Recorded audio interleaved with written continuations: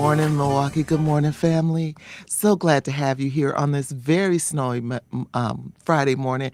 First and foremost, if you're going out, if you have to go out, it snowed and it is continuing to snow. The streets are slick, so please, please, please go out carefully, go out early, take your time, make sure you have enough time, enough gas in your car, enough weight in your car. To make it to your destination safely. That's my public service announcement for today, since we had to drive in this early this morning, and the roads were slick, multiple ways to get to work today, just to be able to get through the snowy streets. My name's Deb Nevels. I come from you from as the program director for community outreach and engagement from the Medical College of Wisconsin Cancer Center, our community outreach and engagement office.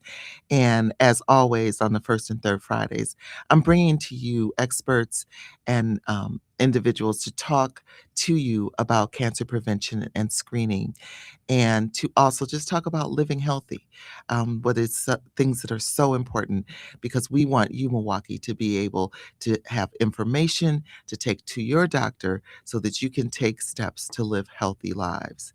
Today, we're going to talk a little bit about cervical cancer. Now, not to scare anyone, that is not our goal, but to inform you and to empower you so that you're able to make good decisions. We're also going to talk a little bit about some programs, pathways programs that the medical college has.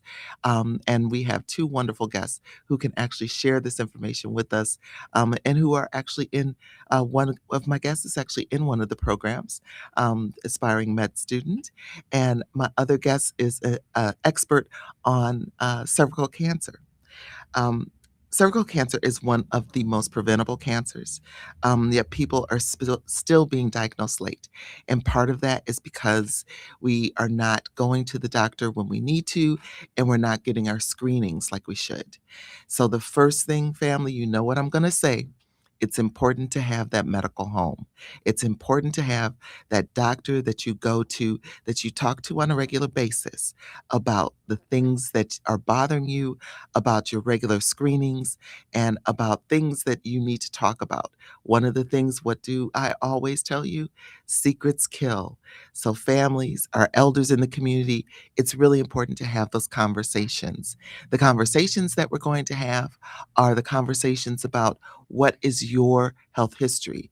What is your history, and what things have illnesses have occurred within the family that you can tell your loved ones, the ones that you are, the legacies that are living around you, so that they are able to go to their doctor and share the information so that the doctors have more information to know what to look for during regular examinations. So one thing, a formula that I just thought of as I was preparing for today: prevention equals screening plus follow-up plus access. Prevention equals screening plus follow-up plus access. So today's question, and we're looking forward to your calls, 414-444-5250 or 414-444-5253. Today's question for today: when was the last time you had a preventative checkup just for you? Now, I know as a mom, my first priority was always taking my kids to the doctor, and my health was always the last priority. But when did you do a checkup just for you? As we start, I want to introduce our first guest. I actually can introduce both guests because I want them both to join in the conversation. Our expert on cervical cancer, Dr. Denise Uyar. Um, yes, thank you. Thanks, Mr. Jermaine. Always has the right introduction. Dr. Uyar works at the Medical College of Wisconsin. A researcher working with cervical cancer is one of her areas of expertise. I had the pleasure of meeting Dr. Uyar when I worked for the American Cancer Society, and she created a very clever tool for high school students to have the conversation with their parents about getting HPV vaccines. And so her ability to develop tools and education materials um, to have difficult conversations sometimes is one of the reasons how I got to meet her because she was able to develop these tools. So Dr. Uyar, welcome, welcome. Thank you so much for having me. It's a pleasure. Thank you. And then my other guest, whose first name I know I'm going to slaughter, so I ask for forgiveness. And Vaishnavi. Vaishnavi, that's not that hard. Vaishnavi, welcome, welcome. Thank you. Nice to meet. Vaishnavi works in our clinical trials office, but also we really want to support her because this young lady recently finished her master's in medical physiology. Yes, I remember this in medical physiology because she is on the path to go to medical school. She's in the process of applying for schools. And so we want to support her as much as possible because she wants to be in a position to help others stay healthy. So thank you so much both for joining me. Thank you. So Dr. Uyar, we'll start with you. Cervical cancer. What do we need to know? So, as you were saying, it is a very preventable disease. There is, and it's just its natural history. There is a precancer phase before cancer development. So, there's a long opportunity typically to catch early, like early cells that are abnormal. And how we do that is through pap smears and physical exams. As you were saying, having that medical home is really important because they're best serving people when they occur on a regular basis. So one pap smear in isolation is not like the whole story. It's usually having several in series.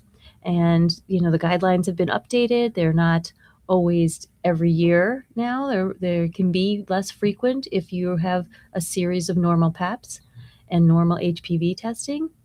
But without that testing, you can't graduate to kind of longer intervals. So it's really important to have it on a regular basis. Definitely.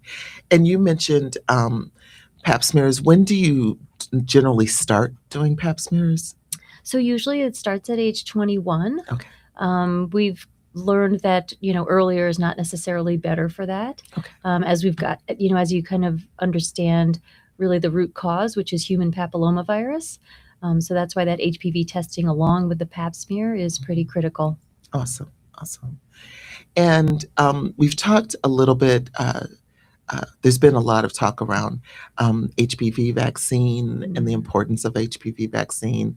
That the vaccine itself has been around for a while. Mm-hmm. It's been Almost tested. 20 years. Yeah. Yes, 20 years. It's been and it's been tested. We know that it works and that it prevents several different cancers. Mm-hmm.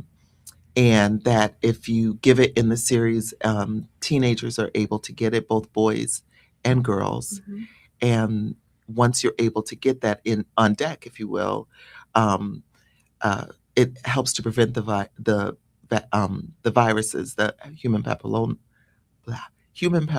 virus, which causes cervical cancer specifically, is what we're talking about today. Correct. It is a very useful tool. I know vaccinations have, maybe not been well received all the time, but it is a very useful tool. It has been around for a very long time. It has been, it's been available for decades, but then even before that, all the testing that went into it. So it's even longer than that we have the data of its safety. And so even though I realize that vaccinations can be somewhat controversial for some people, I do actually feel very strongly that it's a very important tool for cervical cancer prevention. And as you were saying, it's not just cervical cancer, it's other cancers as well: vulvar cancer, vaginal cancer, penile cancer, and maybe even more importantly, head and neck cancer. Mm-hmm. So it has such an important significance in health maintenance. And that's one of those things that as parents, we can get a head start by protecting our kiddos. Yeah. And the doctors will offer it at the stages where they're supposed to be taken. And there are, depending upon when you get it, it's either 2 shots or 3. Correct. Correct. Okay. So if through all the studies and all the testing that's been done, the younger that you get the vaccination, the more effective it is. In theory, it's before people have had any exposure to the human papillomavirus, so that's why the age is very young. It's not a comment on sexual activity or anything like that. It's just your immune system will be more receptive to it when you're younger. And so, if, as you were saying, if you get started before and complete them before age 15, you only need 2 vaccinations. But if you don't start it before that, it is 3. So you get it the first vaccination, and then 1 month later, and then 6 months later. And I think part of the problem is, of course, as with everything, remembering to complete the series. So we have maybe a lot of, I know our state data, it's hard sometimes to get people to complete the series, and we are not one of the highest in the uptake of HPV vaccination. We're fair, but not the highest, and there are people that definitely fall off the schedule. So it is a group effort of like remembering the cadence of the vaccination and also being approached with the vaccination. So it's kind of 2 parts. The providers have to be comfortable bringing it up and talking about it and being able to explain the pros and the cons. And then it's the family, it's not a very memorable schedule, and it's not necessarily when people go to the doctor at like 0 the first time point, and then a month later, and then 6 months later. But really, even if you miss it and you kind of maybe fall off the schedule, there's still value to completion. So you don't have to be exact, just have to kind of do it. It's not it's not like you miss the time and you can't do it anymore. So it's a nice open window. Awesome. So cervical cancer, there are no symptoms. Are there symptoms that we can see, or is it other than through the testing? Well, I'll say that maybe pre-cancer might not have a lot of symptoms, Okay. because things are so small, and that's not maybe when people would feel a lot of symptoms. But cancer itself, yes, does have symptoms. Thank you. Yeah. And so there can be, I'd say probably the most frequent one, and the one that really might draw the most attention for women, is that there can be abnormal bleeding. And so abnormal bleeding can be a sign of many things, both on the spectrum of benign and cancer. But it is an important symptom to pay attention to for many reasons. And if there is pre-cancer, sometimes you can have bleeding with that as well, and then that would be a really important opportunity not to miss. Of course, if you're having again your regular health maintenance, which is maybe every 1 to 2 years you'd be talking to your medical provider, then ideally you wouldn't have a long interval of this abnormal bleeding. So I think the delay is costly in some cases, and so you really do have to feel comfortable reporting, and like you were saying, being seen. So doing that for yourself is super important. So it can be abnormal bleeding, there can be abnormal discharge, there can be when you're maybe even in an advanced stage, unfortunately, there can be pain. So those are some hallmark signs. I had a quick question. As Sure. Deborah mentioned, it's sometimes really hard to get into the doctor, busy schedules, Right, of course. family life. When you talk about abnormal, these symptoms such as like discharge or vaginal bleeding, what is kind of the progression of cancer? How quickly should you try to get in to see your provider after you see these symptoms? So I usually say prompt evaluation, of course, but I know that's not realistic all the time. So cervical cancer is a little bit unique in how it evolves. So as I mentioned earlier on, there is a long phase of maybe the precancer cells being present. And so the time point at which someone might be exposed to HPV virus, the good news is that the majority of people could probably handle it themselves, and their own immune system will deal with that. But for the smaller population of people where maybe their immune system doesn't handle the virus very well, and it's allowed to be present over a long period of time, because that's kind of one of its That's kind of how it makes its inroads. It's present for a long period of time and kind of seats itself in those cells of the cervix. But you can have the exposure to HPV and then maybe 10 years of precancer evolution, and then from there maybe another 10 years, 5 to 10 years before cancer evolves. This is like a really wide open time frame. So I get that, I say prompt evaluation. So usually for people that I'm seeing where I, let's say, following them up for other cancers or cervical cancers, I usually say, symptoms that are 2 to 3 weeks persistence, I would start kind of mobilizing to address it. And I get that maybe abnormal bleeding might be maybe somebody's not keeping close track of when they're having their menstrual cycle. So maybe it takes a little bit of time to document that and kind of truly have that record to show to your doctor. But still, I wouldn't let it go years. I would, even if you have something that's maybe not developing very quickly, still your best chance of kind of prevention is to catch it during that precancer. And so I always want to have people, like, maybe if you had a few months of where your periods aren't quite normal, or it's different for you, or maybe bleeding with intercourse or anything like that, you've noticed that's different for you, I would say you want to report it. And of course, it's always important to do your health screening, but you might catch other things as well. There's other female medical issues that are very important that also are precipitated, or kind of maybe their first sign is abnormal bleeding. So just in women's health in general, there's a regular cadence to menstrual cycles, and if you're deviating from that cadence, that's really important to check out. Thank you. Awesome. Thank you. Thank you. As we talk about, and that was a great question. It's when we look at the staging of cancer, which is what's so important and part of what you were alluding to, the earlier we catch it, and like the early symptoms of cervical cancer, there wouldn't be, but as we get into different stages of cancer, it's also more difficult to treat, which is also a major issue. It's probably just a universal truth for Yes. cancer. So the more advanced stage, of course, the more difficult to treat, maybe the more involved with the treatment, and of course then less likely for curative intent. Okay. So many important issues there. But the cervical cancer, just its progression, as I kind of mentioned, that it does kind of have some kind of known time progression. There is, even if you miss that window of catching precancer, there's still a window to catch very early cancer. And then your cure rate can be quite a bit higher.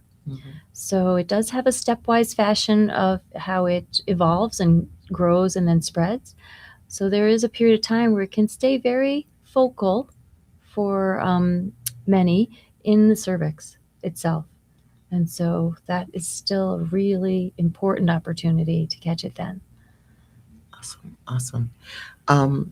So the important pieces, and moms out there, and anyone who has the conversations with the women in your life, let them know that for us, we always think there is no good time or no free time that we have, but it's the beginning of the year. Let's start off. The kiddos are hopefully on the right cadence for them to go to school. They've gotten that all settled, and now we can take a minute to take time out so that we can take care of ourselves, make those appointments, and get into the doctor. Let's start this year right. So we're going to take a quick break, and when we come back, one of the things we want to constantly talk about, screening is not about judgment, but it's about protecting your future. We'll see you on the other side.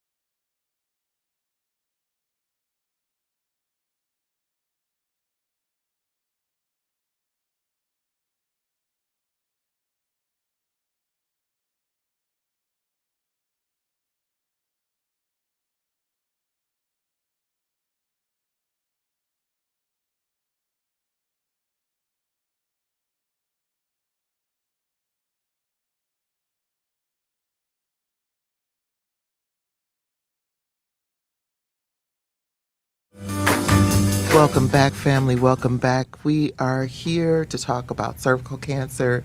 Um, we really want to stress the importance of not only screening but prevention.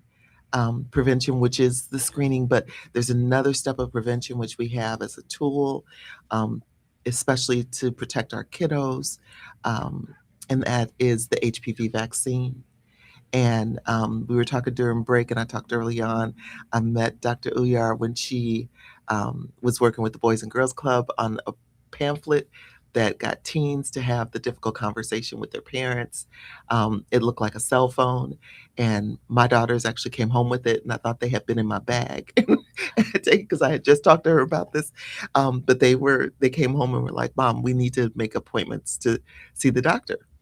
And I was like, okay, do you need physicals? What's going on? And they're like, no, we need to get these vaccines and we need to make sure that we follow up. And I was like, okay, let me call. I'll call tomorrow. And I did because my daughters were very persistent. Um, and it's one of those things that, they were like, okay, when's the follow-up appointment? Okay, we'll put it on the calendar. And they were bossy little women. Very impressive. They were, Yeah, yes, very but you impressive. made an Warms impression. my heart. Yes, it made an impression on them. They're now very much grown and still very very responsible young ladies. And a lot of that is due to what you taught them and instilled, and how Wow, the conversation. They had many that's difficult amazing. conversations with me afterwards, which was It always fun. extends to so many areas It of life. does. It does. But just to say that one, that one piece, which I was like, okay, yeah, I know what it is because I was working in the field, and are you sure you didn't get it already? And they were like, I'm pretty sure we didn't. I'm pretty sure. Here's our vaccine records. And no, it's not Wow. on here. And I was like, Very impressive. yes, made me feel like a bad mom. I was like, what Oh, am I sorry doing? about that. Not But that part of it. yeah, not that part. No, but I was like, I missed something. But it's something that can protect your children, and that we can Yeah. take the steps as parents to put them in a better space to protect them from future harms. Um, I've seen individuals with head and neck cancers, and those are very, very difficult and painful treatments. We've lost so many loved ones to cervical cancer. My mother had cervical cancer, and it's one of those things that, caught early on through testing. But if you have the vaccine, um, that that puts that prevention piece even in a better space. Stronger foothold. Yes. I Yeah. mean, nothing is 100%, but the studies have shown that the vaccine is very effective. So if there was a vaccine for any cancers, I think we would be receptive to it. Most people, I think, would be receptive to it. But it's a sensitive discussion for cervical cancer, and so I think that makes it a little bit harder for people to feel comfortable. Mhm. But if we could have a vaccine like that for other cancers, Oh, I bet they would really be popular. yeah, definitely. Could you just expand on how much HPV is indicated as a cause of cervical cancer? I know we're talking about the vaccine and how important it is to get it, but why exactly is that? Great question. So the HPV, the human papillomavirus, is responsible probably for about 99% of cervical cancers. And then again, like we mentioned earlier, it is also responsible for not as high in the other cancers such as vulvar, vaginal, or head and neck, but also very, very high percentages. But cervical cancer is probably the poster child for HPV infection because almost all of it is attributed to that infection. Mhm. Yeah, and when we talk about barriers to care and barriers to treatment, um, it's it's barriers to even getting screens. And I mentioned, moms, let's do this now because the kids are in school, and let's just take the time out to get to the doctor's office and get the screening done. What are some of the things that you hear as far as, well, I didn't want to come in because, or, Uh, I think that's a very common thought. I was feeling well, so I didn't feel like I needed to see the doctor at this point in time, or, I just got so busy I forgot. And 12 months goes by super Mhm. quickly. Like sometimes you think, oh, I just had that last year, and then you check the records, and Mhm. it's been like 8 years. Yeah, It's yeah, just amazing how that could just get away from you. yeah. But mostly, I think preventative care is care when you're well feeling, and Right. that's the hard part because people it's not front of mind sometimes when you're feeling well. Mhm. But it is how you can prevention that ounce of prevention is worth so much. Mhm. So Yeah. I think it's just life, Yeah. just busy in life. Yeah. One of those things that I always remind people, I say, well, do it. We need you here. That's a good way of So looking at it. Yeah. do your screenings as a birthday present to yourself and to your family. I know oftentimes women, we don't want to go because of fear of the unknown, and the discomfort can sometimes be a True. concern. Yes, that's true. But I think we've come a long way from from uh, the cold hard speculums that were used to be used for the exams, um, and also the way screenings are done now. It's some differences that have been done there. Also, our schedules are so busy. Yeah. We do a lot Mhm. in 24 hours, but we've got to find stuff, because the thing that I always say, I want all the moms and parents, period, to think about: if you aren't here, what happens? If you are sick and have to be hospitalized, what will happen? Um, I am working right now with um, a mom who has to be hospitalized, and we've got to figure out how to get the kiddos back and forth to school. That's a very important point. I mean, if cervical cancer is one of the cancers that affects younger people, Mhm. and so those are people working, taking care of their families, and so it really does impact a very large circle. Mhm. So if you think of cervical cancer, or excuse me, think of human papilloma virus exposure being with intercourse, um, and then you have the prodrome of maybe you're having the abnormal pap smears. Those are people, so exposure can happen as early as teens or so, or even earlier, but teens or college. And if we have about 10 years or so of abnormal paps, that's somebody in their 30s. And then if you have like 10 years or more of the of evolution to cancer, that's someone in their 40s or 50s. Mhm. And that's not where we typically think of cancer. And I think that's maybe another reason why the screening doesn't occur, because those people are super busy. They're doing so many things. They're not thinking of cancer as Mhm. being a high risk, Mhm. and so they really are impacted very significantly, and Mhm. their families are as well. Mhm. Could you, sorry, could you talk a little bit about like daily measures people could be taking to prevent HPV infection or spreading, such as contraceptive use? Yes, that's a great question again. Boy, yeah, we have some big questions. So, yes, there is prevention. Of course, we've stressed vaccination and we've stressed screening, but prevention would be barrier methods to contraception. And those are ways that a person can protect themselves day to day, or, just keeping barrier contraceptive. Even if you're on oral contraception, Mhm. using barrier methods still prevents the transmission of the virus. So, like, condoms could help prevent. Correct, Okay, correct. awesome. Awesome. Great question. Have you on more Shnavi often? is I really on it know this she's on morning. it this morning, and she didn't even have any coffee. It's just like, good job, good job. Um, the other piece I think that some people face as a barrier is not having a provider, and although we work with Freighter Theta Care, one of the things that I always stress is that the best provider is the one that you're going to go to. And there's always a concern also about insurance coverage. So if there is a community health center that's close to you, um, go there. If you go where you can get in. Insurance coverage, there it, in any health system, they're able to help you and to identify what that is. For many individuals, it's the beginning of the year. We started a whole new insurance plan, so let's start using those benefits, getting those exams, and it's really important. But it's what is so important is to have those appointments, make those appointments with those doctors, um, and to not. I always tell people the last thing that you want to do.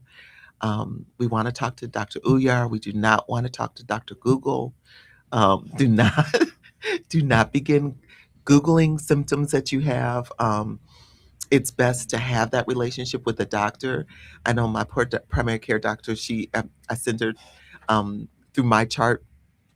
I'll send her questions and questions about medication, questions, whatever, and she'll be like, "Deb, it's time for you to come in. Just, just I'll see you in a little bit." That's what she'll say, and so those are things that we also need to do is to have when you have a primary care doctor to that you can easily communicate with them, and that's what's also very important. We actually have a caller on the line. Caller, go right ahead. Welcome. Good morning, ladies. Good morning, sir. Good morning. This is Rick calling long distance from Germany. Good morning, Rick from Germany. Is it snowing there? No, it's sunshine, and Oh, we just had a little snow a week ago, okay. and the rain came and washed it away. Oh, Rick. Well, we appreciate you. You have a question for us this morning, sir?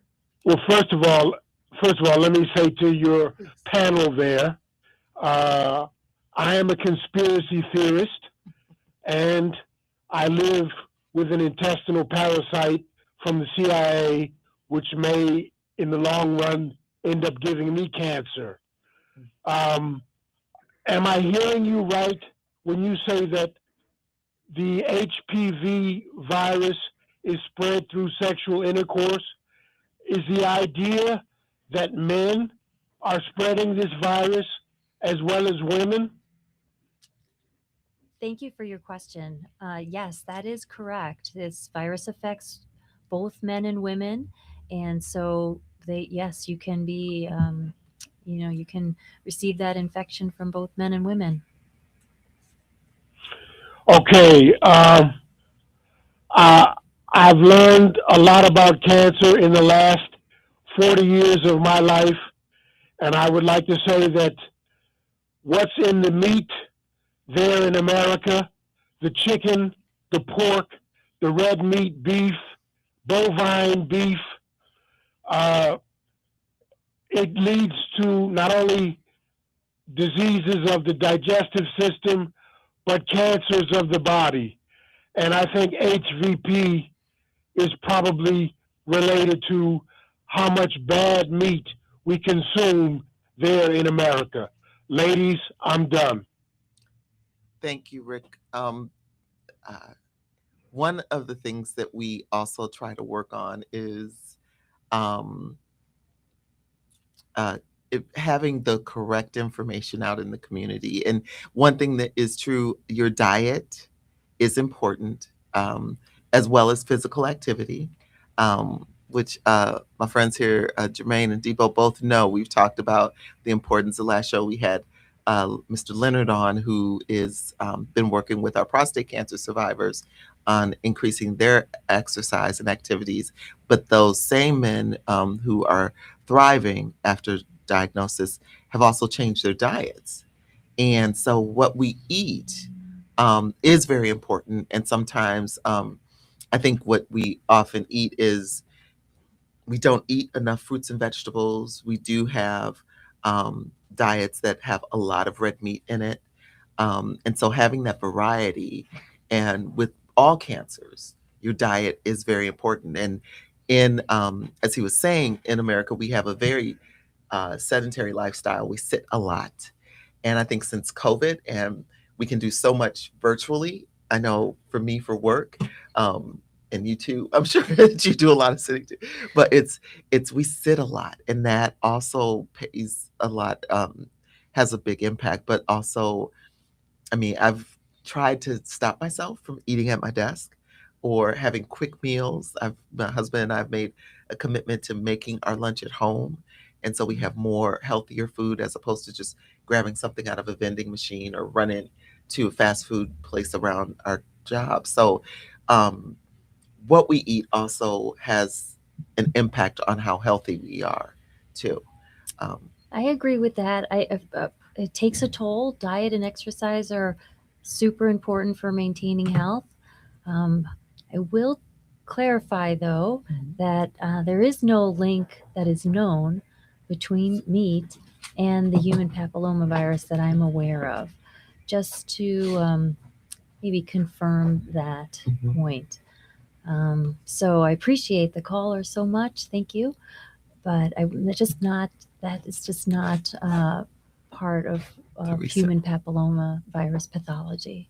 Okay, so it can't be. It's what the research has shown us, and this is one of the things that this show wants to do to make sure that we give you correct information, and we base our conversations on the science and what the science and the research has done, and we do not have any research that supports that HPV, the human papilloma virus, is connected to food, meat. Yes.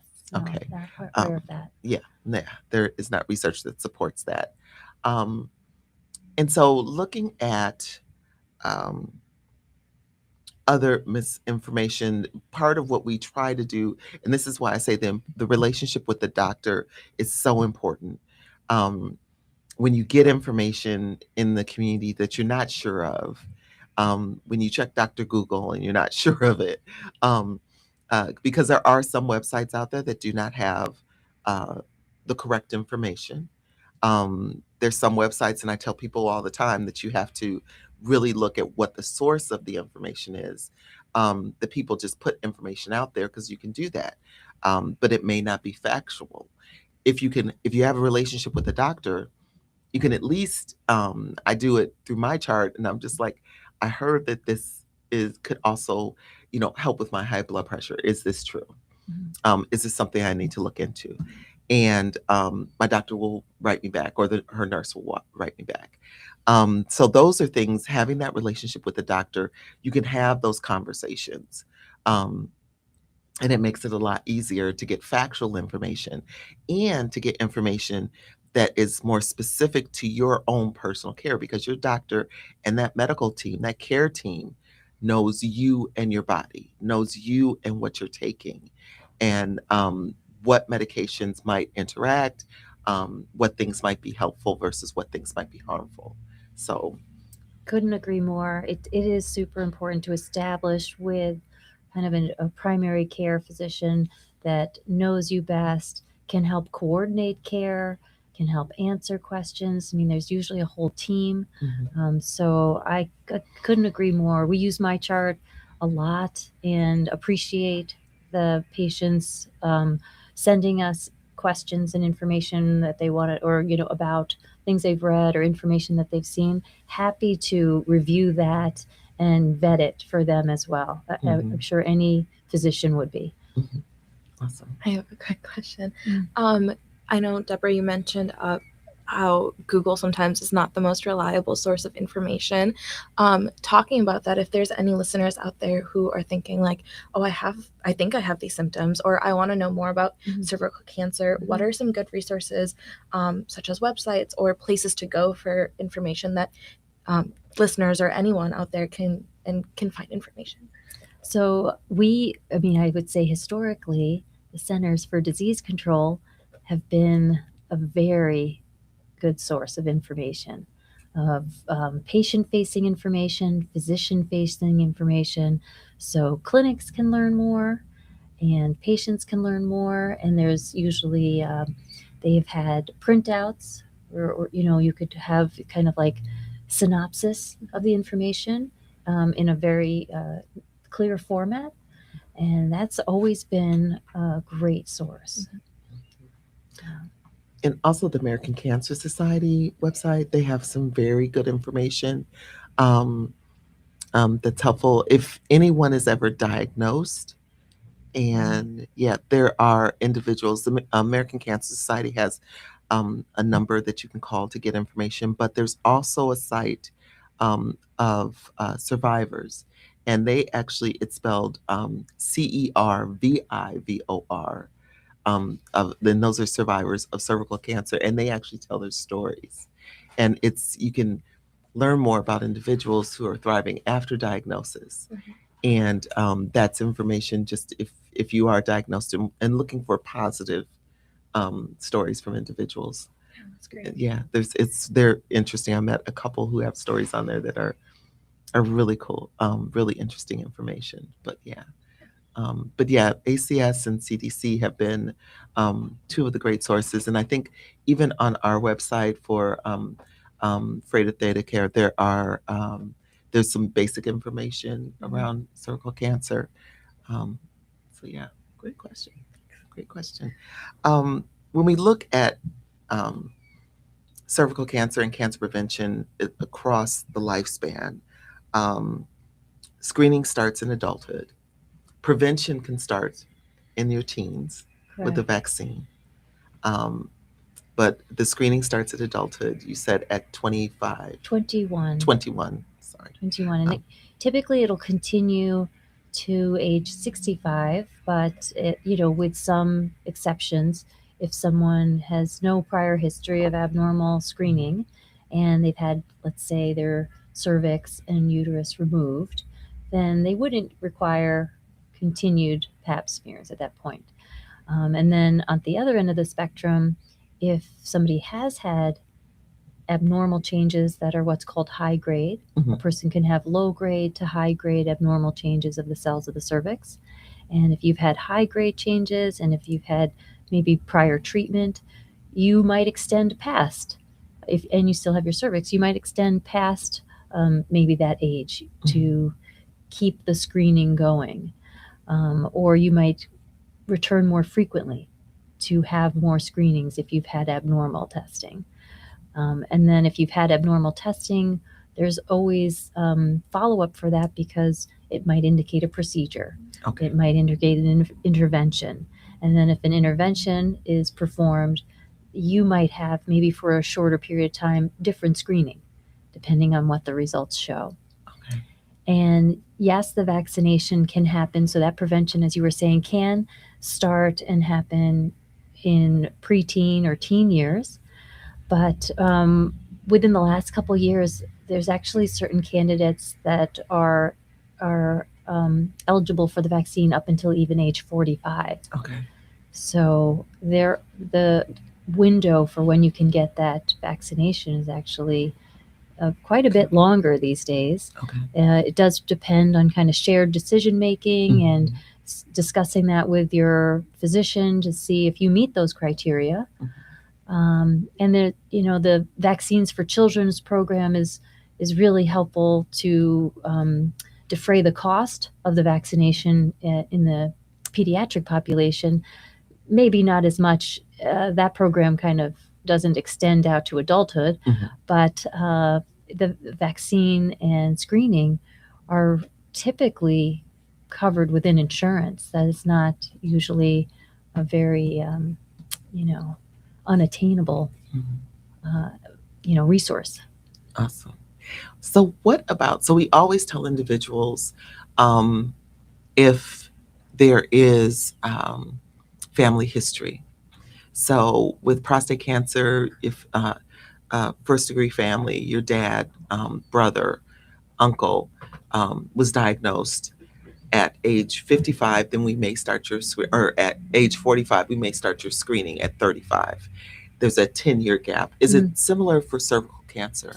Not as much. There's a lot of research being looked at into, the mechanisms, and family history is definitely being researched. But at this point in time, it's not part of the guidelines for establishing screening or when to screen. Okay. It's definitely should be taken note of. Maybe it would be something that a person brings up forward to have more frequent screening because of that. Okay. But still, it's going to be based on if you have abnormal findings, that would kind of be more of the impetus to change the screening, not family history. Okay, awesome. Well, family, we have learned a lot today. This is just the first half of our conversation. Uh, we know cervical cancer screening is very important. You start it at age 21, but you can even start the prevention as teens with your kiddos at age 15, with You can actually have the vaccination as young as age 9. at age 9. Okay, thank you. Yes, you At can age have 9. that vaccination as young as age 9. Okay, I know that that's probably maybe less utilized, and maybe a little bit later it's Okay. brought up. But as young as age 9, the okay. vaccination series can be started. Okay, so mom and dad start having that conversation with the pediatrician at age 9. At least Mhm. start the conversation so the doc knows that you're interested. We want to thank Dr. Uyar. She has patients that she needs to see this morning. We don't want her to be late in this snowy weather, but we will continue conversation on the other side. We're going to take a quick break, and we'll see you on the other side.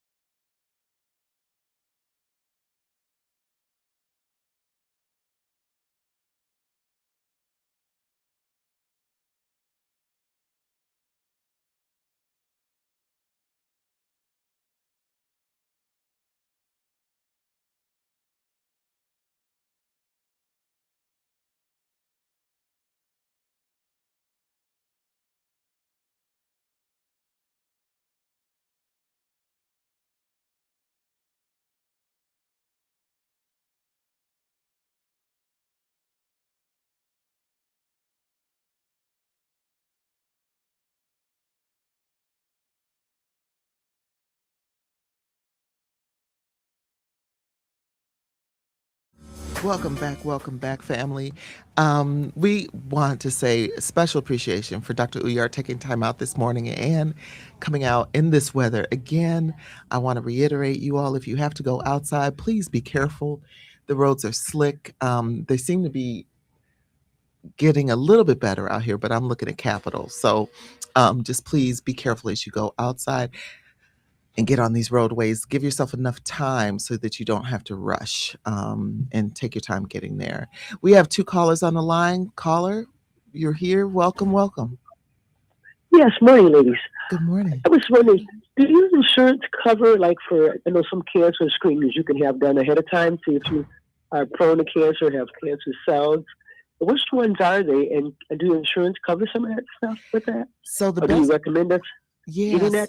So the best thing to do is to talk to your doctor, and if there is a history, and depending upon which cancer your family has a history of, your doctor can advocate for you to get early screening. So, um, there are some cancers such as breast cancer, for men, prostate cancer.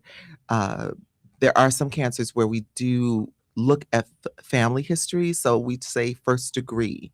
So for breast cancer, we're looking at mom, sister, or aunts.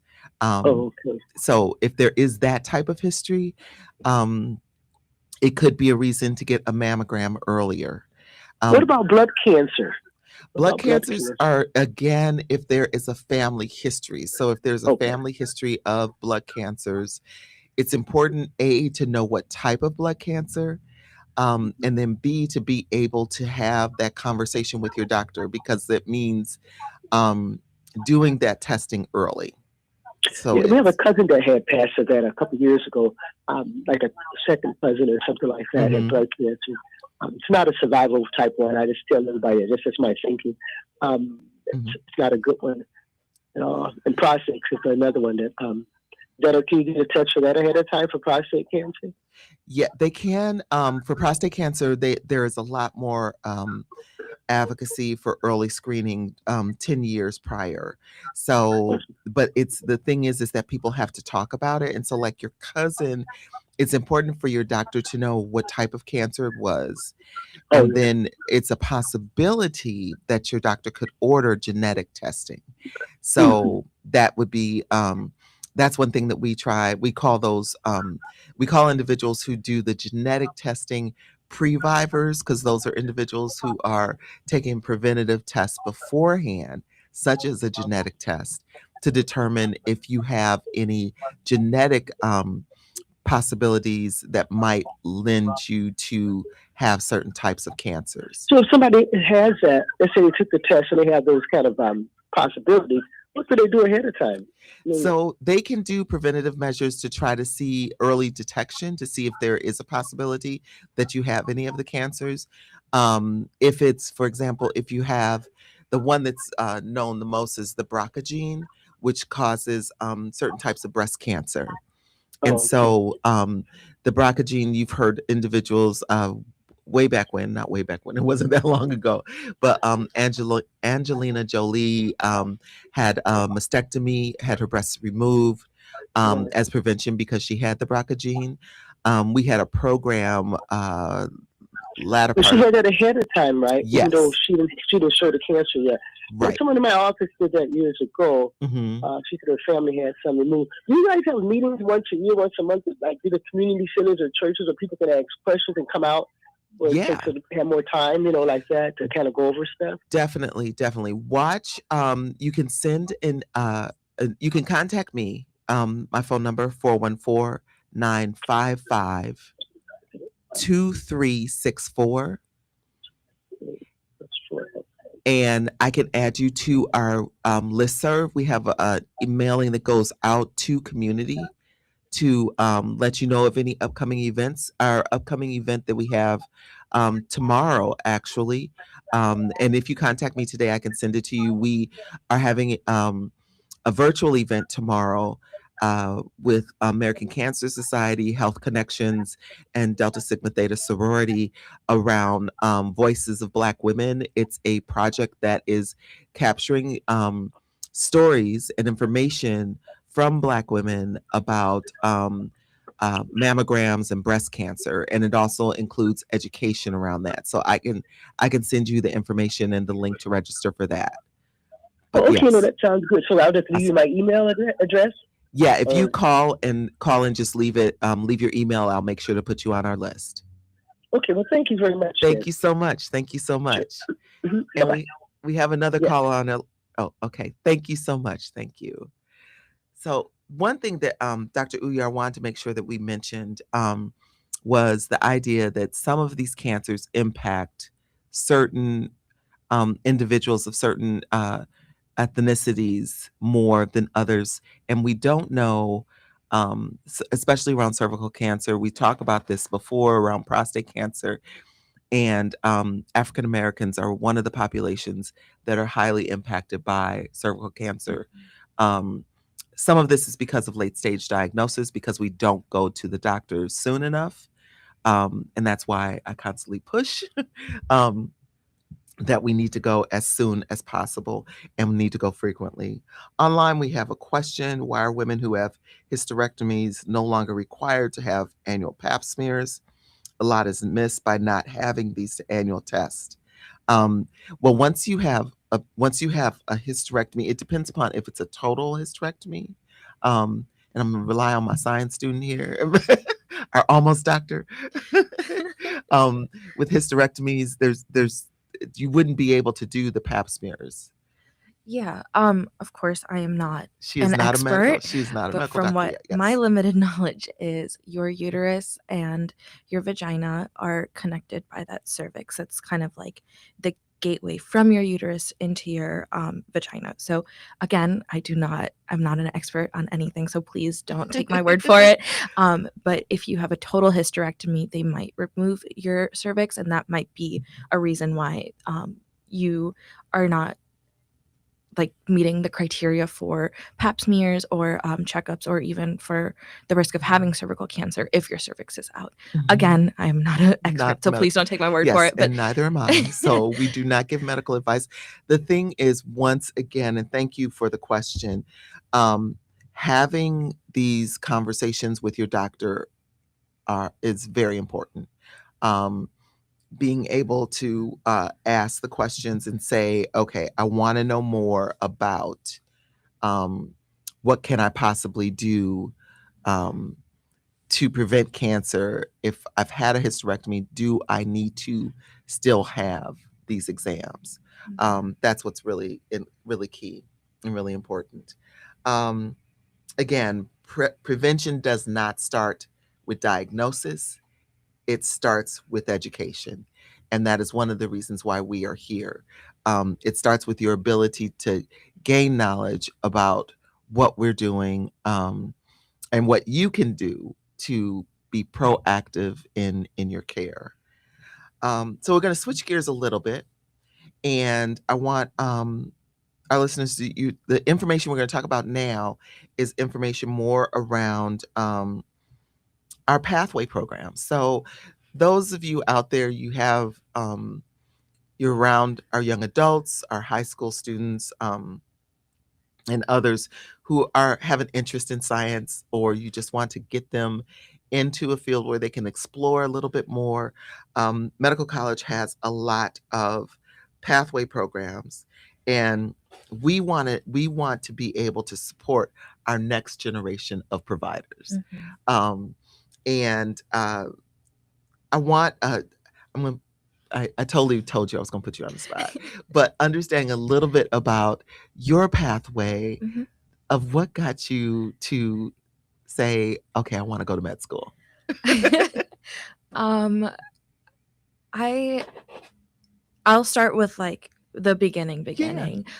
Obviously high school, and I was always interested in kind of interacting with people, and patient care, and just medical advancement was really interesting to me. I remember reading I think it was like in middle school when the Da Vinci machines came out. It's like a robotic surgery that you can Oh, yeah. do heart surgery for robotically, and it's not invasive. And I remember being like, that is so cool. And later in life, I got to shadow and like see that robot in real life. So it was like a roundabout moment. And I think that's where it first started, was like, Okay. this stuff is so cool. Like, I can't believe we can keep humans alive for so much longer than we were able to like 50, 100 years ago. Mhm. And the more I learned about it, the more I was interested about it. So that was like the starting of like my interest in high school. In college, I majored in neurobiology. I learned more about the brain. And of course, the more you learn, the more you want to learn. So Mhm. that's my continued interest there. And I really got to work with people as well, through like volunteer opportunities. I got to shadow and see that patient care side of it. And I really like that. I like the outreach that you can do. And so again, continued interest. And then I got into my master's program at MCW, and that was really beneficial for me, really opened a lot of doors. And then again, it was more seeing exactly what medicine was, exactly what I would do as a provider, the resources I could provide for community. And I know I'm not part of the African American community, but I am a person of color, and there is a lot of overlap between some of the barriers that Mhm. POC can face when it comes to healthcare. So addressing that, I'm an immigrant, so addressing that community, things like that. So that was really what started my interest and what continued my interest. Okay. So yeah, So what was your bachelor's degree in? I got my master's degree in neurobiology. Oh, your bachelor's was in Hmm. neurobiology? Okay. Yes, And your master's is in medical medical physiology. physiology. Yes. Okay. So neurobiology, why they put these things together, it's but it was so in high school, when did you get to shadow to actually like see the robotic? Yeah, that wasn't until my master's. Oh, okay. That was like a whole it took time. It took time. But in high school, I just knew that like Mhm. medicine was kind of what I wanted to go into. Okay. I went to a high school who had a few like programs about healthcare, so I could learn more about that. Mhm. Um, and that's kind of how it started. But it wasn't until I got to college, and I I went to college during the pandemic. It was my freshman year. So it wasn't later on in my college career that I could shadow. And even further, like I've done the most shadowing in my master's program. Okay. But yeah. Okay. And now, in addition to your, in addition to applying for medical school, Hmm. you are working in our clinical trials office. Yes. And what is that like? It's been great. So I work for the Cancer Center. I work in their clinical trials office as my specific Mhm. role is called an oncology research pathway assistant. I have the roles of a CRA, which is a clinical research assistant, with some added benefits. Yeah. Um, it's been great. It's been really educational. Oncology is such a a varied field. You can have anything from like brain cancer all the way to what we're talking about today, cervical cancer. So it's been really cool to kind of learn about oncology. Mhm. And also it's really nice to know that you're contributing in one way to like cancer care. My grandmother had cancer, so it's special to me to be able to work there. Awesome. Awesome. Sorry about your grandmother. Oh, she's good now. She's good. Yeah. The grandma's like, really? Is that what we're doing now? So it's important to have these pathways. And one of the Mhm. things, the Medical College of Wisconsin has programs, and I misspoke. They begin at middle and high school, and it goes all the way up, because as when you become a physician, education continues, Yes. because advances constantly change. Mhm. And so we try to look at the middle and high school students. It's just exploring health careers. Mhm. Even when students, it's preparing more for health professions. Mhm. And the one thing, because I teach undergrad students, and one of the things I try to tell people, so a lot of people thought, I want to be a doctor, and that was the only thing you could do. Mhm. But even becoming a doctor, there's still so much, like you said, Right. there's so much you can do. And then even oncology, there's so much that needs to be done, and Mhm. and it takes all of these brains together, to come together to be able to figure out what I believe, we're going to figure it out in at the medical college. We're going to Yeah. find the cure. We're going to find the cure. It's right there in those halls. But there's so many different careers. There is. And it's not just physicians, it's Mhm. PAs, it's nurses, nurse practitioners, techs. I just going on this journey and seeing all the interactions between all the like health professionals, every job is important. And if you want to be in healthcare, it's like my program has been really helpful. And like you said, there are so many pathways and programs that MCW offers. So like anyone listening, if you guys are interested in healthcare, there are so many jobs out there, so Mhm. many different pathways, so many different ways to get to the same pathways. It's It's a lot. It's a lot. It's a lot. And that's, I always say, whenever I meet individuals who are interested in med school, and all of the we call them ORPA. It's Oncology Research Pathway Pathway assistant. all of they've come through and they were shadowing me, which I was kind of like, okay, my job's kind of simple. It's Your not job as is very interesting. it's not as fascinating as the docs that you shadow. So I do community education. It's kind of fun. But I always ask them, so do you want to be a cancer researcher now? I'm always trying to recruit. But it's being able to expose individuals to opportunities. And the Mhm. one thing I will say from the students or from the participants in this program, all of you have had a similar statement as far as the desire to be able to get through med school, to be able to help community in one form or another. And that, to me, is so important, because it's having that heart. And as part of the community, we want to just take care of you all. So I'm always like, so do we need to go out to eat? What do you need? Once you get to med school, I'm kind of like, okay, I know you're stressed. Did you eat today? Do we need to go grocery shopping? What are we doing? What are we doing with the things? But to talk about the pathways. So with high school students, you're exploring the careers.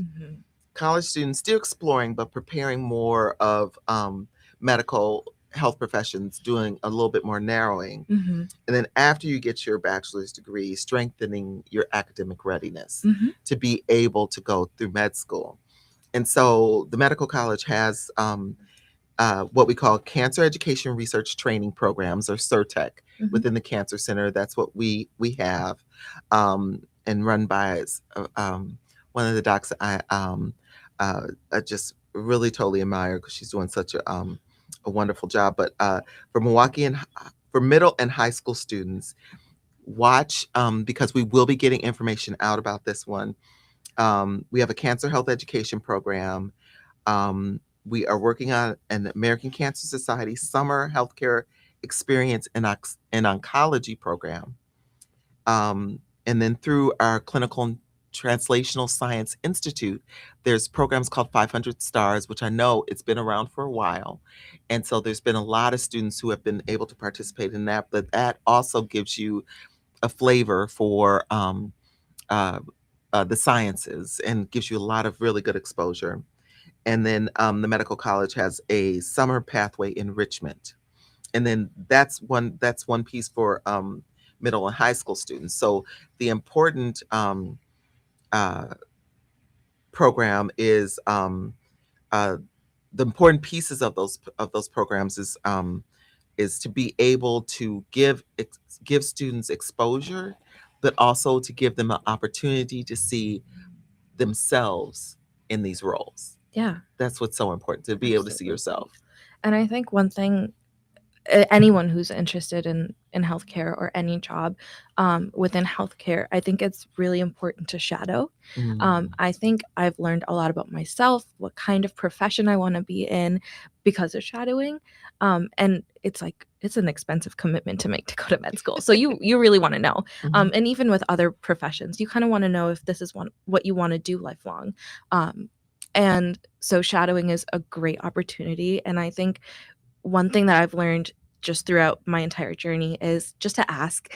A lot of people are willing to help, are willing to teach, are willing to accommodate learning if you just ask. Just find an email and reach out to a provider, whoever it is, a physician assistant, a physician, nurse practitioner, whoever it is that you want to shadow.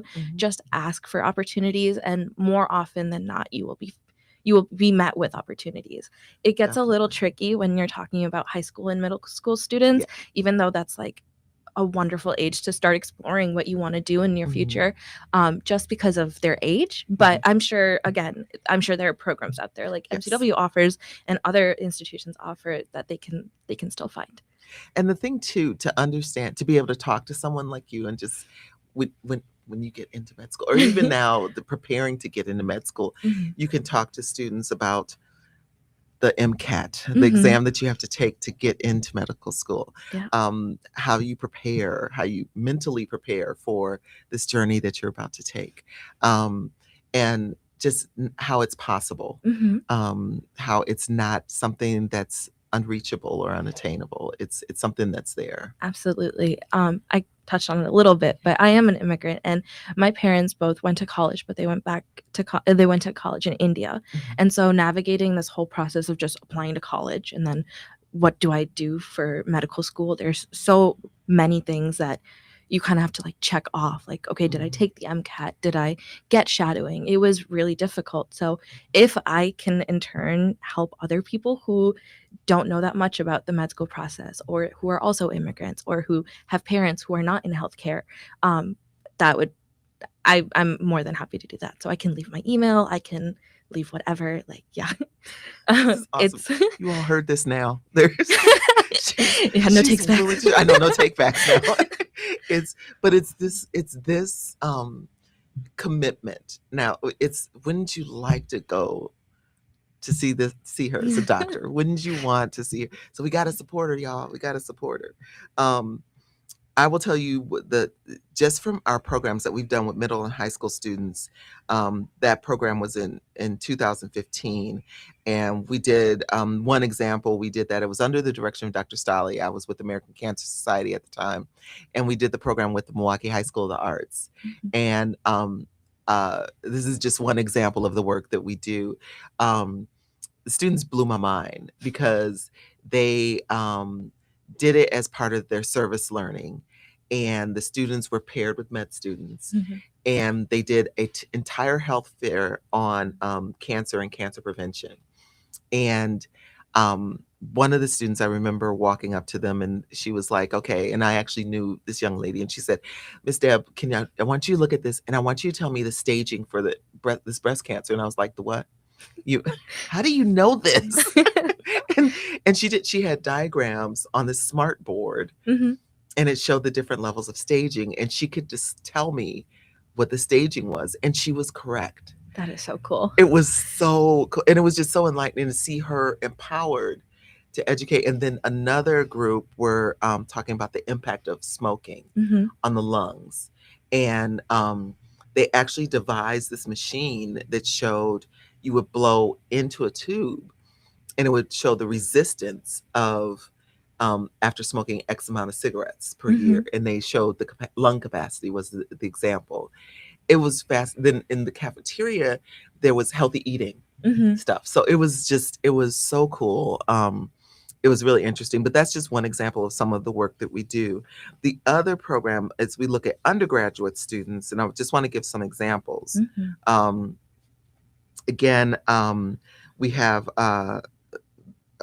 the ACS post baccalaureate research training program, and that's been in place for 2 years, or it is a 2-year program, Mhm. and that's under our Cancer Center Director, Dr. Leone, which is really interesting. And we've had 4 trainees that have gone through that. We also have a 8-week Cancer Health Disparities Research Program. It's a summer program. And that's put 32 students through that program since 2019. We also have partnerships with other universities in the area. So with UW Milwaukee, we have a fellowship program under one of my friends, Dr. Jess Olson. We've had 26 students through that program since 2022. So these are kind of uh, very focused programs, Mhm. but it helps students gain an understanding and an interest Mhm. in oncology and cancer. But it also provides this exposure to see, and this is something that's so important. I know when I was coming up, there was a program that started with high school, and we every um, once a month we would take MCAT um, training, and Mhm. we would do the multiple tests, which I was Mhm. like, there's no reason in the world for this exam. um, but it was taught by doctors, by African American doctors, and they Mhm. had all of us come in, and we would train, we would shadow, we would train, we would shadow, and they had us doing this. And this is before I ran into um, biochemistry, which was the bane of my existence in college. But this was one way that we were able to look at what it's like to be a doctor. Mhm. And I shadowed a pediatrician, primary care, and it was just one of those things that was just fascinating to me. Mhm. But it's these exposure, as you said, that's so important. Yes, So important, absolutely. definitely. Um, and then for graduate students and medical students, we have fellowships with Dr. Rao and Dr. Tara Canova. 13 students have gone through that since 22. And then we have a career symposium. And there also a symposium that, and I don't think I mentioned this one for I'm getting my pages mixed up. There's a symposium for high school students, and this is one we are planning on having, and I want to speak to um, high school teachers and counselors, because I want our schools in the city of Milwaukee to be present. I want our students to be present. So it's in 1 day symposium. You can reach out to me, 414-955-2364. Moms and dads, aunts and uncles.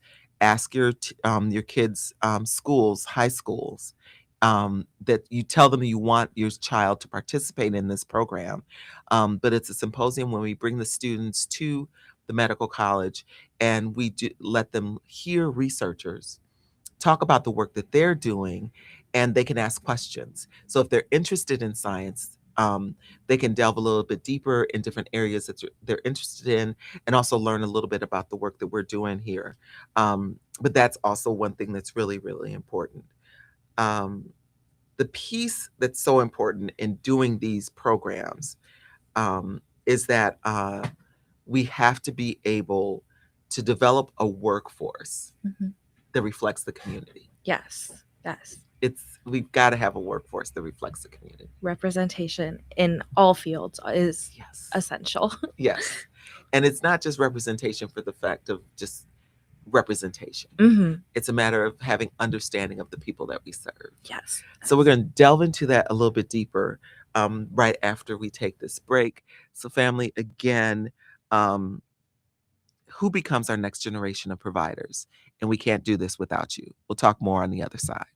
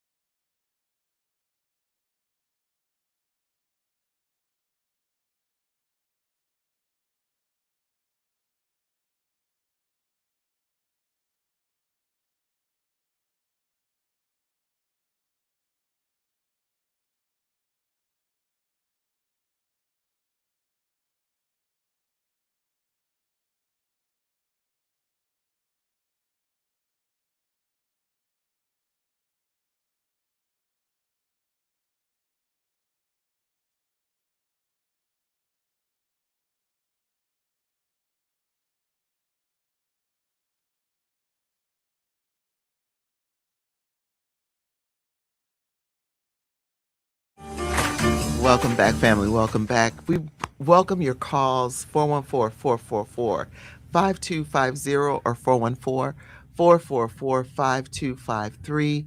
We're talking about why representation and trust matter.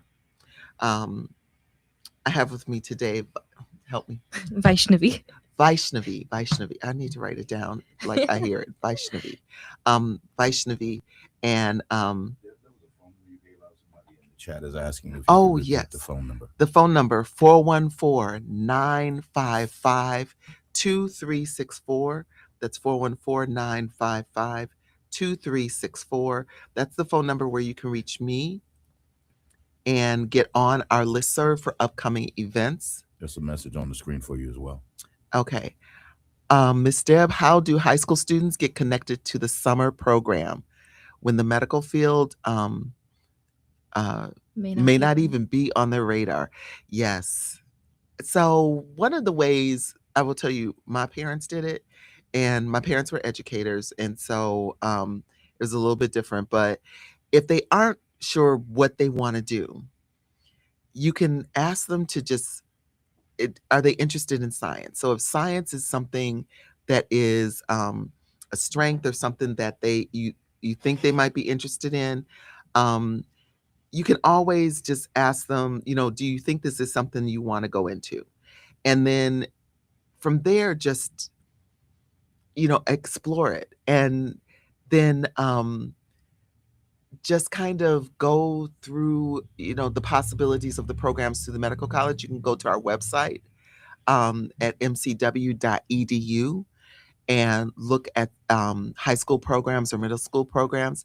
And it'll take you directly to our website where you can look at the programs that are offered. I don't know. How did your parents get you invited or involved? Well, you had the bug. You were a bit early. I don't know if my parents were too involved. I think I just was really interested, and I also, like I said before, I didn't really have a clear pathway in my mind. I just was kind of like, I like medicine. What do I have in my mind about medicine? Doctor. Okay, cool. I'll be a doctor. And the more I learned, the more it affirmed like my decision to be one. But it's not like I had a plan set in mind when I was in high school. Another thing I did want to mention is you don't have to explore in high school. You don't have to explore in college. There's no set pathway. There's no set timeline to become a physician. You are more than welcome to change your mind halfway through your life, halfway through whatever career you're in right now. There are certain things that you need to do to go to med school or go to like a graduate program, if it's like pre-PA, pre-nursing, whatever it is. But those checkpoints, those things can be done at any time in your life. I know of classmates who are in their 40s who have had a whole career before this, who found a love for medicine. The more they grow, the more they learn, and they took the MCAT. They took some college courses to meet all the prerequisites, and they applied and they got in, and now they're med students. So it's lovely to get started in high school because you're kind of set for your future, but your future doesn't stop at any age. So yeah. Yeah, it's never too late to decide what you want to do. I tell people all the time, when I grow up, this is what I want to do, because I'm not convinced I'm grown up We're yet. not done growing. Yeah, and it's to get some, especially if your young person that's in your life doesn't know if this is what they want to do, just exposing them to opportunities and to different careers is always so important. So even taking them to events, to health fairs, whenever there's an opportunity to kind of look at different ways at different career opportunities. Also looking at, is there a career day that's happening at the school? And if you want one of us to come, somebody from the medical college, you want to make sure that they're present. Talking to their teachers about, so do you think this is something? This is why parent-teacher conferences, teachers, thank you. I'm going to do this shameful plug, but parent-teacher conferences are so important, because that's where you as a parent can learn about what your child's strengths are. And then you can play to those strengths by making sure that they get experiences outside of school that play into those strengths. So, yeah. There are also schools, and I think all schools offer this program, but that offer programs such as Supremes. It is a research internship type. Okay. The only reason I know about it is my younger brother is doing this right now. Okay. And so it offers research in the medical field. Mm, I think it's through MCW that they do okay. it. And it is like a learning component of it where you learn about research, how to do research, and then you're placed with a lab and you can go help them with their research. And there are programs like that that you can get involved with as a high schooler, and that like gives you gateway into like this world that sometimes Mhm. can be very hard to get into or can seem like elusive. It's not, it just seems like that. Yeah. Oh. Yeah. And so the key thing is also asking your um, student's counselor, Mm-hmm. um, uh, and trying to figure out, asking your student, asking the young person in your life, so what do you like to do? Mm-hmm. And I will tell you, when you ask that question, what do you like to do? You can sometimes get to that space where um, science fits in, because science fits into almost anything. And I come from a father who was a science teacher. Mm-hmm. So science was always in my life, no matter what. We were making breakfast and I was measuring things like through a beaker. It was ridiculous.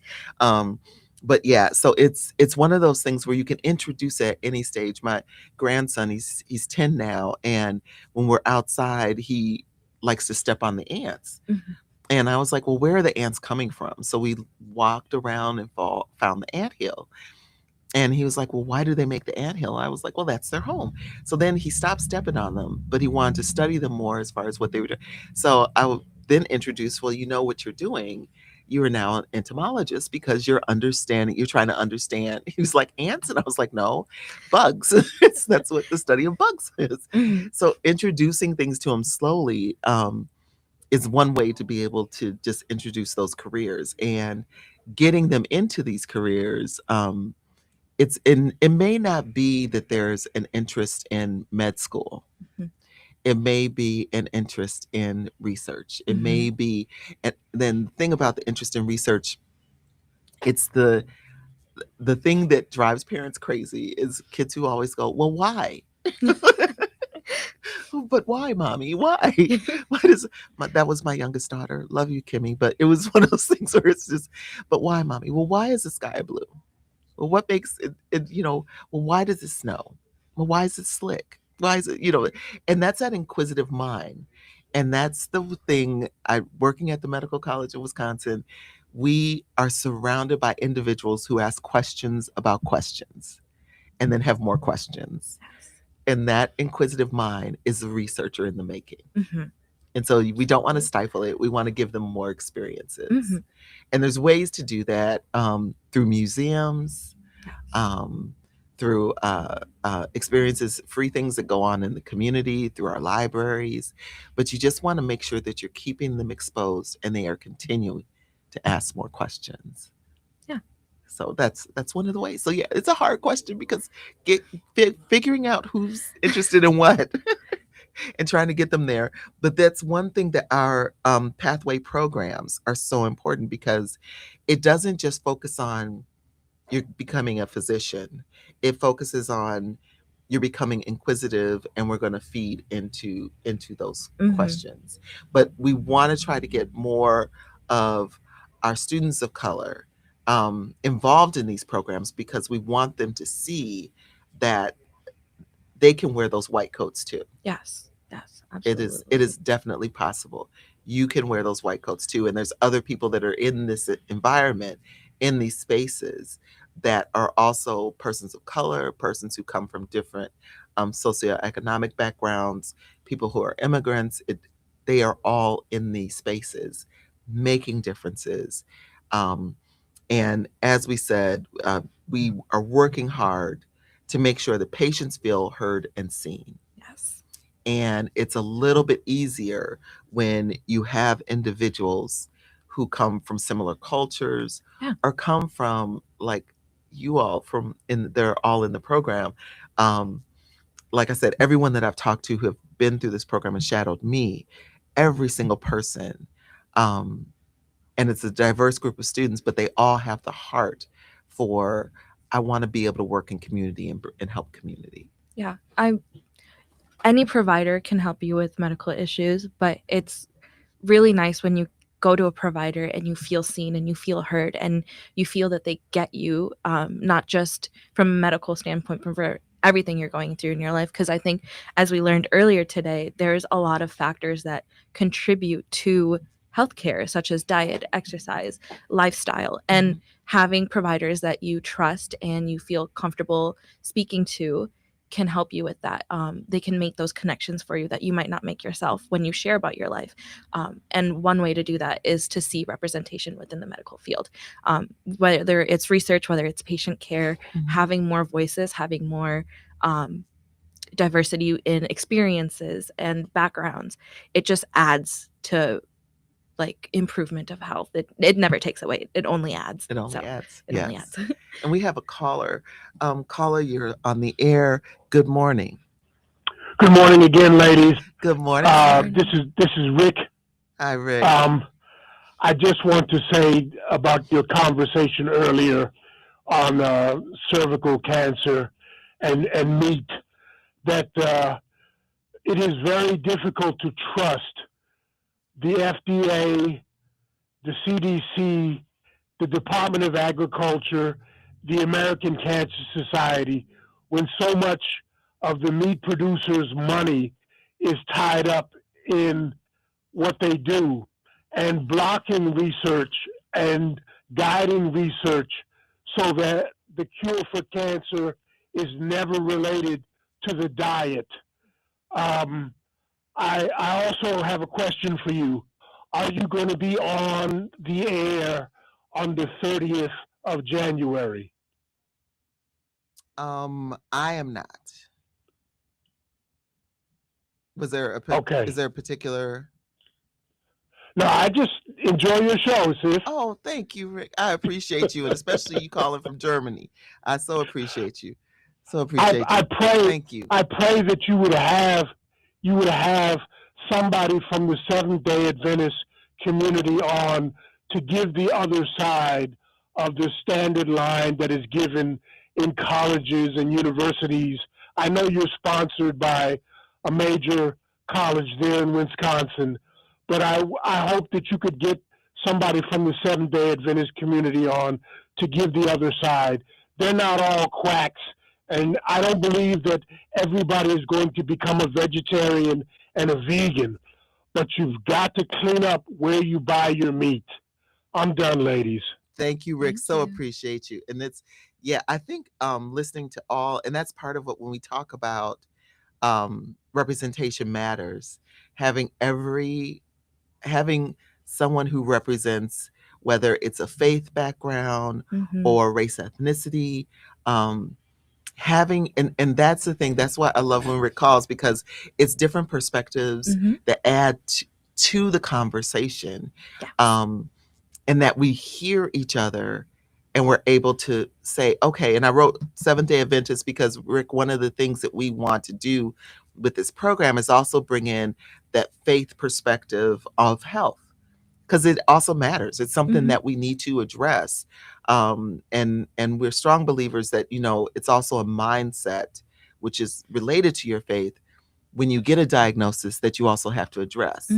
And having that perspective, having someone who can say, okay, let's, I remember when my niece was going through her cancer journey and her nurse understood, my niece wanted to pray before chemo started, and her nurse respected that and understood and actually bowed her head with my niece and That's beautiful. and said amen when she finished praying, and then began and allowed that space and time. But it's just that matter of respecting the individual. And I think when we talk about that representation matters, it also is a representation of diverse thoughts and perspective. Yes, it's about having discussions. Yes. Not polarizing each other and being open to listening to what the other person has to say. Is so important. Yes. So that that matters. And one of the things too is having students that come from a variety of backgrounds in our classrooms, Mm-hmm. because perspective of language, of uh, meanings of words, what you hear versus what I hear, Mm-hmm. um, different ways to approach different patients. It can be that's how we learn, and that's how we improve the care to Mm-hmm. patients. So improving access to education is critical, because that's the only way that we get better. Yes.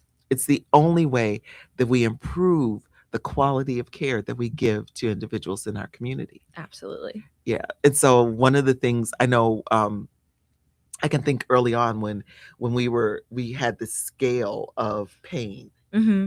and it was like we were like, okay, what's your pain on a scale of 1 to 10? Right. And people were often like, okay, is 1 the worst, or is 10 the worst? And then we ended up doing smiley faces, and people Mm-hmm. could point. Mm-hmm. And it's like, oh, I get it now. It's over here. Yeah. It's Yeah. the numbers don't matter, but I feel like this face. Exactly. And it And can, yeah, that opens it up to patients who are nonverbal. right. It's not just about race. It's not just about faith or anything. It's about access. And that's really what it comes down to, is like, can this be accessible to everyone? To everyone. Yeah. Yeah. And understood Mm-hmm. by a Yes. variety of populations. So we want to be able, the other piece that the medical college through these programs has done was also to be able to support our students who may not have traditional access Mhm. points. So through the different programs, is one of the questions in the chat was pointing to, is that if your student doesn't know, I mean, we often don't know what we don't know, Mm-hmm. as what one of my mentors says. And so we don't know that a career in physiology, understanding how muscles work, Mhm. how our body works, is actually a career. It's actually, you can become a doctor that just focuses on how your body moves. Mm-hmm. When you don't realize that and you don't know that, you're like, oh, so I could do sports medicine. Mm-hmm. Hold up. I could work with professional athletes. Wait a minute, this Right. could be fun. But it gives them an extra exposure, but opportunity to kind of look at this as a possibility, Mm-hmm. and then see, is this a career that I want to? So the Medical College of Wisconsin is offering these opportunities, where individuals who may not have been exposed to these careers has an opportunity to do this. So one of the things that we believe is that community health will improve when careers plus prevention Mm-hmm.